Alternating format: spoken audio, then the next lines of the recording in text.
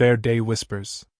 The Ferris wheel groaned, a metal leviathan awakening for its annual feast of screams and laughter. Popcorn perfume mingled with the earthy scent of livestock, a dizzying concoction that defined the Harmony County Fair. Banners flapped, proclaiming blue ribbon winners in categories ranging from giant pumpkins to meticulously crocheted doilies. For most, it was a day of celebration, a sweet slice of summer before the harvest chill set in. But for Billy Ironfeather, a knot of apprehension tightened in his stomach with each passing hour. His pottery stall, tucked between a booth hawking deep-fried Oreos and a collection of questionable taxidermied squirrels, felt exposed. He had carefully arranged his pieces, earthy bowls adorned with swirling cocopoli figures, delicate hummingbird feeders shaped from clay, and sturdy mugs etched with Navajo constellations. Each piece was a whisper of his heritage, a tangible connection to the ancestors whose stories pulsed through his veins. He saw the glances before he heard the words. A quick flick of the eyes, a subtle widening of the mouth. People stopped, their fingers hovering over his pottery, then hesitated, their smiles faltering. "Beautiful work," a woman said, her voice laced with a hesitant curiosity. "Are you Native American?" Billy, usually quick with a smile, found his tongue tangled. "Yes, ma'am." "Navajo." The woman, her name tag read Martha Higgins, beamed. "That's wonderful. I've always admired Native American art. Is this all traditionally made?" He explained the process, the way he dug the clay from the earth himself, the traditional firing techniques passed down through generations. Martha listened intently, her eyes shining with genuine interest. He felt a flicker of hope, a brief respite from the undercurrent of unease. But then, a man, burly and red-faced, stopped by the stall. He squinted at the pottery, his gaze lingering on the cocopoli figures. "Indian stuff, huh? You get all that on the reservation?" Billy's hands tightened around a smooth clay bowl. "I make it myself, sir. Here in Harmony County." The man grunted, unconvinced. "Sure you do. Probably shipped in from China." He chuckled, a harsh, grating sound. He walked on, muttering something about taking jobs from real Americans. The words hung in the air, thick and heavy. Billy felt his face flush. He focused on Martha Higgins, who was still looking at the pottery with interest, seemingly oblivious to the encounter. He caught snippets of other conversations. Whispers about that Indian, authentic or not? And shouldn't he be selling blankets? The casual racism stung, a familiar ache he thought he had outgrown. He remembered similar comments from his school days, the constant feeling of being an outsider in his own hometown. He watched as a young girl, her face painted with butterfly wings, pointed at a small clay turtle. Her mother quickly steered her away, whispering, "Don't touch that, honey. We don't know where it's been." The knot in Billy's stomach tightened again. He wanted to disappear, to pack up his stall and retreat back to the quiet solace of his workshop.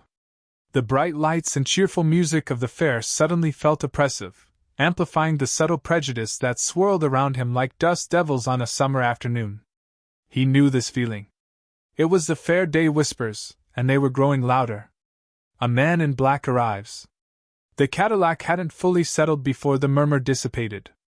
Not a reverent hush initially, but a cautious stilling, akin to field mice sensing a hawk's shadow. The man in black extracted himself, a stark figure against the radiant afternoon. His motions were deliberate, infused with a slow, contained force that seemed to quell the anxiety permeating the Harmony County Fair. Clad in dark denim, a matching western shirt, and well-worn boots, his face, a road map of experience, possessed a gaze that could penetrate artifice and touch the core of another's being. He offered a single nod to the scattering of applause, acknowledging the welcome without encouraging a spectacle. Billy Ironfeather, rigid behind his pottery stand, experienced something beyond apprehension. He tried to ignore the cutting gazes and hushed insults since the judging, their weight near unbearable. Now, the atmosphere seemed altered. Johnny Cash's keen eyes swept the scene, the blue-ribbon hogs, the Ferris wheel turning lazily against the cerulean canvas, stalls laden with preserves and woven blankets. Yet, his attention snagged, drawn powerfully to a burst of color near the craft tent's edge.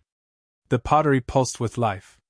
Deep crimsons, raw umbers, and brilliant turquoise intertwined in complex designs, narrating tales older than the county itself. Stories Billy had unearthed from the soil, inherited from his forebears, drawn from the very heart of the land. Cash advanced toward the display, each footfall precise, each movement commanding attention. The crowd yielded, almost instinctively, clearing a path. The silence deepened, broken solely by the distant cry of a carney touting the tilt-a-whirl. Billy, heart a frantic drum, watched his approach. He'd anticipated more prejudice, nothing else. Cash halted before the pottery, his presence looming over Billy. No greeting, no words. He merely observed, his eyes tracing the contours of a striking amphora, its surface animated with stylized avian shapes. The quiet stretched, thick and charged, punctuated only by the frantic rhythm of Billy's pulse. He felt stripped bare, defenseless, yet strangely hopeful. At last, Cash pivoted, his gaze meeting Billy's, holding a question, a shared understanding beyond articulation. "These sing," he stated, his voice a resonant baritone that rippled through the sudden stillness. "They sing of a past, a spirit I feel deep in my gut. Tell me their story, son." Stories in clay. Billy Iron Feather stood ramrod straight, the rough-hewn table digging into the backs of his thighs. He adjusted the worn Navajo blanket draped across it, the red and black wool a stark contrast to the muted tones of his pottery. Each piece hummed with a story he was desperate to share, a legacy kneaded into the very clay. "These," he began, his voice a dry rasp, pointing to a squat, earthy bowl adorned with swirling patterns. "These are the songs of the wind. The Hopi call it Hikori. The patterns represent the dust devils dancing across the mesas, whispering secrets to the desert floor." He ran a callous thumb over the incised lines, feeling the familiar comfort of the earth beneath his fingers. No one seemed to notice. Further down the table sat a slender vase, its clay the color of dried blood, etched with images of running horses, their manes flying wild. "This one," Billy continued, his voice gaining a little strength, fueled by a sliver of hope. "This is the Spirit Run. It tells of our ancestors, their connection to the land, their freedom. Each horse represents a different tribe, united in their respect for the Great Spirit." He'd spent weeks perfecting the delicate curves of the horses, capturing the essence of their untamed power. A woman in a floral dress paused, peering at the vase with a bored expression. "How much?" she asked, not meeting Billy's eye. $75, he replied, the price carefully considered, reflecting the hours of labor and the generations of knowledge imbued in each piece. She sniffed. "Too much," and moved on, her floral scent lingering in the air, a sharp, unwelcome intrusion. Billy swallowed his disappointment, focusing on the next piece. It was a small, unassuming pot, glazed in a deep, shimmering turquoise. "This," he said, his voice softer now, "this is grandmother's tears. The turquoise represents the rain, the life-giver. It's a reminder of the sacrifices our grandmothers made, their strength, their unwavering spirit." He remembered his own grandmother, her hands gnarled with age, patiently teaching him the art of pottery, the stories flowing from her lips as she molded the clay.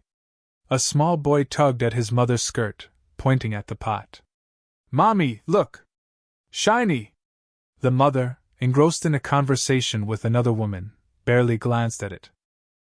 "Don't touch anything, honey." She steered him away, her voice dismissive. The hope that had flickered within Billy dwindled, replaced by a familiar ache. He was just another Indian, selling trinkets to tourists who didn't understand, didn't care. The stories he carried, the heritage he poured into his art, were invisible to them. He felt Cash's presence nearby, a source of strength, however distant. He stood a little taller, but inside, the clay felt cold and heavy. The critic's sting. A woman approached Billy's stall with the predatory grace of a heron eyeing a minnow. Her face, pinched and powdered, was framed by a severe bob that looked as if it had been sculpted from granite. She wore a tweed suit, the kind that screamed intellectual even louder than her horn-rimmed glasses. Billy recognized her instantly from the society pages. Agnes Plumtree, the art critic whose pronouncements could make or break a career. He swallowed, his throat suddenly dry. She stopped before his pottery, her gaze sweeping over the display with an air of profound disdain. The air around her seemed to crackle with disapproval. A young couple lingered nearby, but quickly moved on, sensing the impending storm. She said, the sound like a dry leaf crunching underfoot. She picked up a small, intricately carved bowl, turning it over in her hands with a delicate, almost surgical precision. The bowl, one of his favorites, depicted the story of the first buffalo hunt, each figure rendered with painstaking detail. Primitive, she declared, her voice carrying a dismissive weight. Interesting, perhaps, from an anthropological standpoint. But hardly art. Billy's hands clenched. He'd poured his heart and soul into these pieces. I tried to capture the stories of my people, he said, his voice barely a whisper. Agnes Plumtree didn't seem to hear him. She continued her critique, her words sharp and precise, each one a tiny barb aimed at his fragile confidence.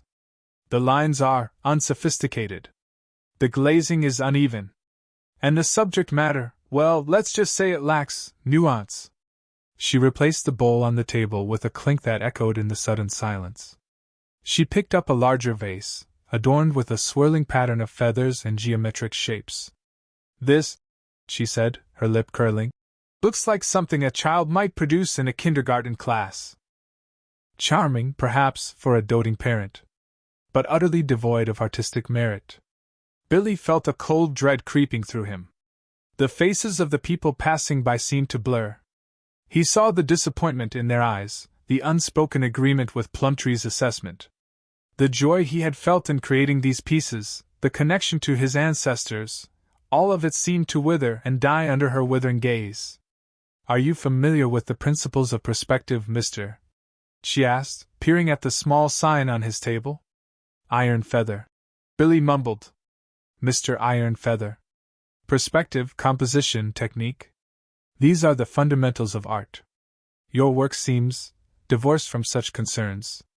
She paused, her eyes gleaming with a cruel satisfaction. Interesting from a craft perspective, perhaps, but certainly not art. With that, she turned on her heel and walked away, leaving Billy standing alone, his stall suddenly feeling like a cage. The vibrant colors of his pottery seemed to fade, the stories they held silenced by the critic's sting. The weight of her words settled upon him, heavy and suffocating. He felt small, insignificant, and utterly defeated. A voice of thunder. The gallery air, a cloying mix of expensive perfume and inflated egos, practically hummed with Agnes Plumtree's pronouncements. Billy Iron Feather, his face a stony canvas of stoicism, stood absorbing her critique, his shoulders a landscape of defeat. Across the room, Johnny Cash, feigning interest in a pottery display, tried to block her out, but Agnes's voice, like shards of ice, pierced the genteel ambience. Wholly unoriginal. The palette is ordinary. The symbolism verges on triteness. One finds such pieces in airport boutiques, Mr. Iron Feather, not within the hallowed walls of a respected gallery. A slow heat crept up Cash's spine. He knew Billy's art. It was more than pigment on linen. It was a saga murmured in earthy tones and azure hues, a supplication etched into each meticulous stroke. He tightened his grip on the display's edge, the cool smoothness of the ceramic offering a moment of respite. He observed Billy's hands curl inward, forming tight fists, the knuckles bone-white against his bronze skin. Oblivious, Agnes continued her verbal vivisection. Perhaps a different avocation would be more suitable. Enough. Cash straightened, his imposing frame uncoiling with the quiet menace of a predator rising. He moved with a deliberate stillness, his boots making no sound on the burnished floor.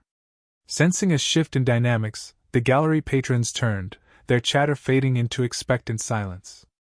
He halted beside Billy, placing a steadying hand on his shoulder, a gesture of grounded reassurance. Billy recoiled slightly, then looked up, his eyes reflecting a blend of surprise and a fragile hope. Cash swiveled toward Agnes, his gaze unwavering. The smile that played on his lips was devoid of warmth. "Now, Miss Plumtree," he began, his voice a low, resonant growl that commanded the space, the rumble of thunder held in check. "I reckon you're way off base." Agnes, taken aback, flinched almost imperceptibly. Her impeccably styled hair seemed to bristle. "Mr. Cash, if I'm not mistaken? I assure you, my judgment is informed by years of expertise." "Expertise ain't got nothin' to do with understandin', ma'am," Cash countered, his drawl thickening like molasses. "You're seein' paint. I'm seein' a chronicle. I'm seein' soul. I'm seein' a man bleedin' his heart onto canvas." He indicated Billy's work, a vibrant panorama of a buffalo hunt beneath a crimson-tinged moon. "This ain't something you can study in a textbook. This is something you breathe." The gallery fell silent, every gaze riveted on the burgeoning confrontation. Even the delicate clinking of champagne flutes ceased. Agnes, momentarily bereft of words, stammered. "But the technique, the composition."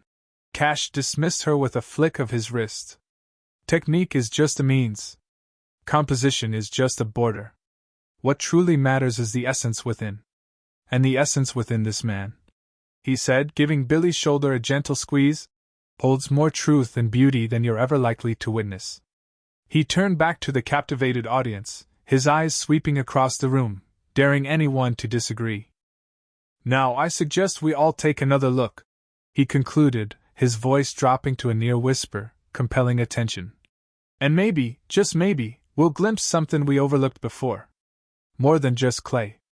Agnes Plumtree sniffed, her nose practically touching the rim of a large earthen pot. "Crude," she declared, the word hanging in the air like a poorly tuned guitar string. "Frankly, Billy, I expected more. Where's the finesse? The artistry?" Billy Ironfeather stood ramrod straight, his face a mask of stoicism, but Cash could see the flicker of hurt in his eyes. He'd been watching Billy all afternoon, admiring the man's quiet dignity as Agnes and others poked and prodded, finding fault where Cash saw only beauty. Cash stepped forward, his boots thudding softly on the wooden floor of the community hall. "Mind if I take a look, ma'am?" He gestured towards the pot.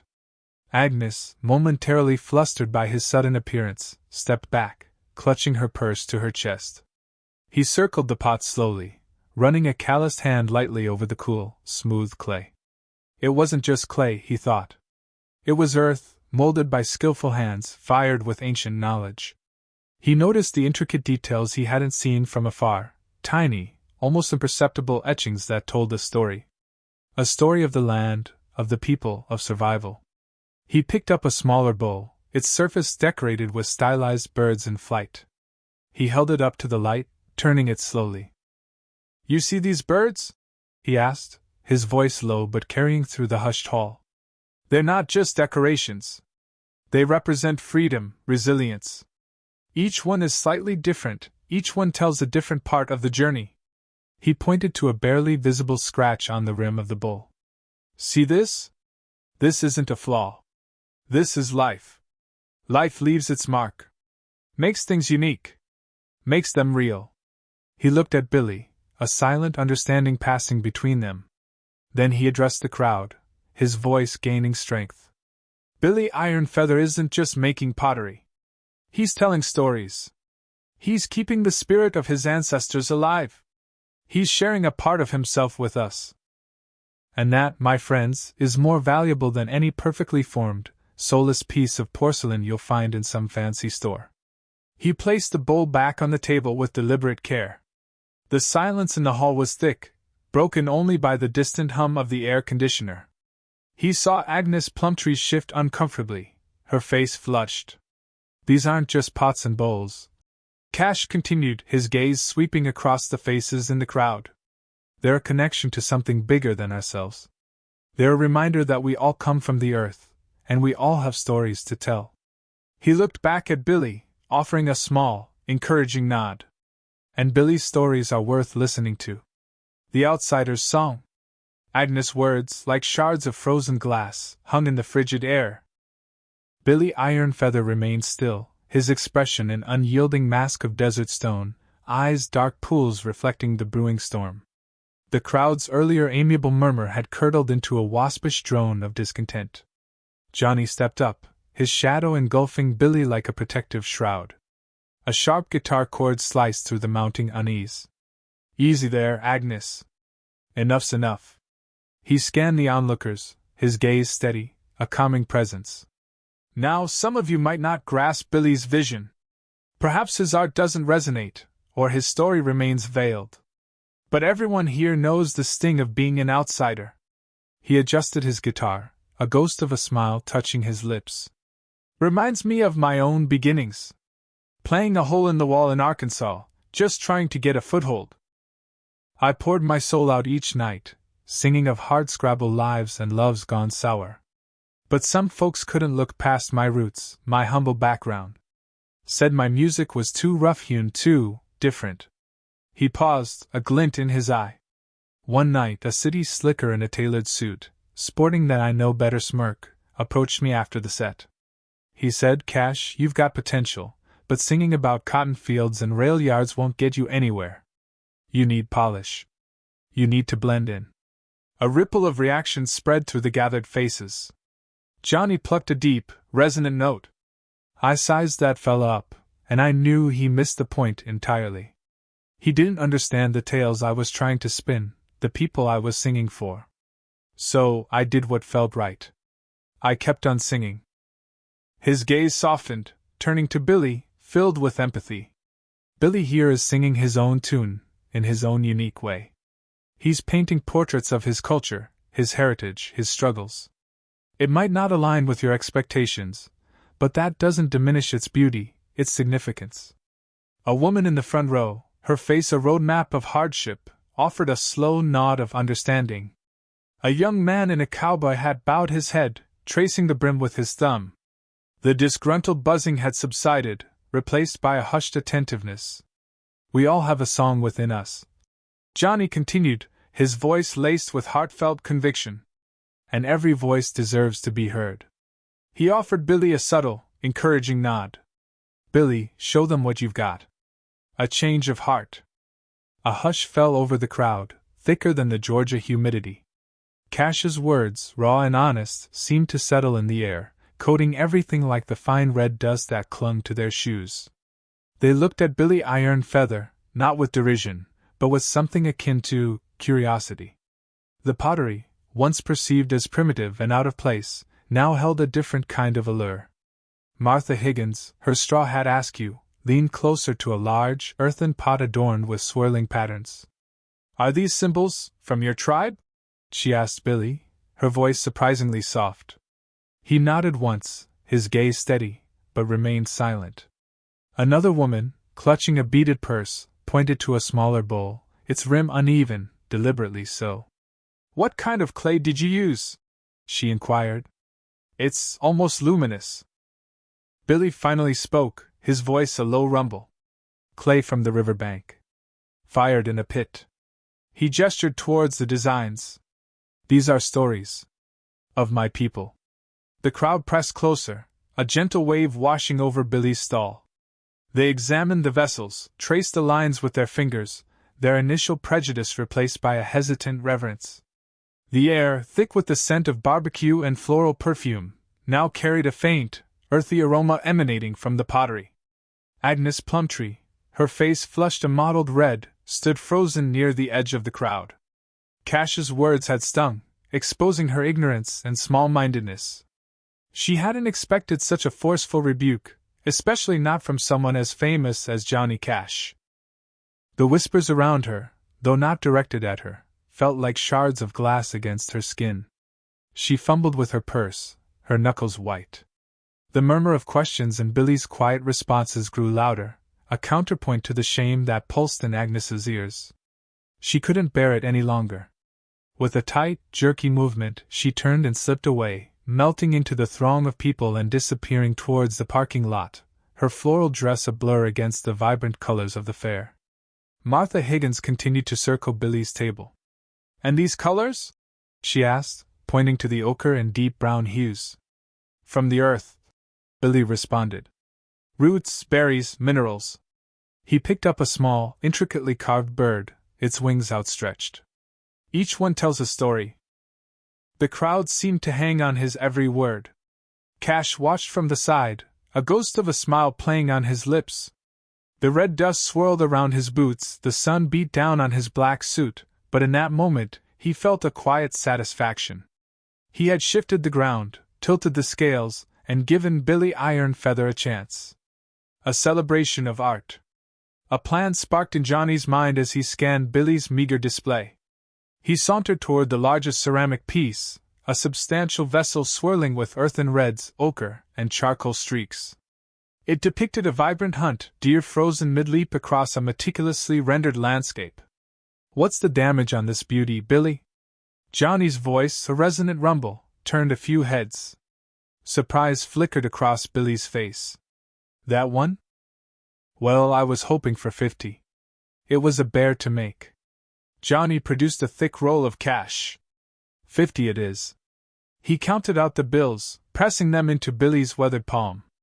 "Think I could display it for a spell before hauling it home? Deserves a proper viewing." Billy, still clearly taken aback, simply nodded. Johnny carefully hefted the pot, its weight reassuring, and positioned it on an upturned crate before Billy's stand, rotating it slowly to catch the light on its intricate designs. He then retreated, arms crossed, a silent guardian. Martha Higgins, purse clutched tight, had been circling, and now cautiously approached. "It's breathtaking," she murmured, tracing the rim with a tentative finger. The detail, the story it unfolds. Others began to converge, drawn by Martha's awe and the pot's commanding presence. Whispers rippled through the growing throng, evolving into a chorus of questions. "Who's the artist? What does something like this go for?"